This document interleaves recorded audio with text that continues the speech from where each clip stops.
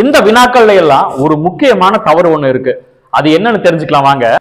வினா கேட்கும் பொழுது செயல் ஒருமையா இருந்தா அங்க என்ன என்ற வினா சொல்லதான் பயன்படுத்தணும்.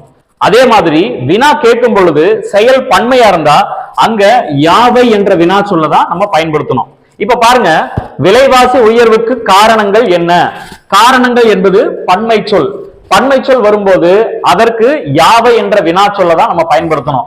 அப்போ விலைவாசி உயர்வுக்கான காரணங்கள் என்ன அப்படின்னு நம்ம எழுதக்கூடாது. விலைவாசி உயர்வுக்கான காரணங்கள் யாவை அப்படின்னு தான் நம்ம எழுதணும். ஒருமையா இருந்தா என்ன என்ற சொல்ல பயன்படுத்தலாம். பன்மையா இருக்கும் பொழுது யாவை என்ற வினா சொல்லதான் பயன்படுத்தணும். இதுவே விலைவாசி உயர்வுக்கு காரணம் என்ன அப்படின்னு கொடுத்திருந்தாங்கன்னா அந்த வினா சரியானது. ஆனா காரணங்கள் அப்படின்னு வரும்பொழுது யாவை என்ற சொல்லதான் நம்ம பயன்படுத்தணும். அடுத்து பாருங்க, உனக்கு பிடித்த புத்தகங்கள். புத்தகங்கள் பன்மையா இருக்கு இல்லையா, அதனால உனக்கு பிடித்த புத்தகங்கள் என்ன என்று வரக்கூடாது, யாவை என்று வர வேண்டும்.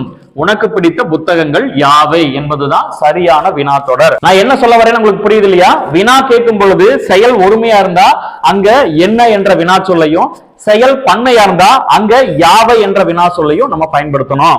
கடைசி வினாவை பாருங்க, மிக பொதுவான கண் பிரச்சனை என்ன? இங்க ஒருமையில வந்திருக்கிறனால என்ன என்ற சொல்ல நம்ம பயன்படுத்தலாம்.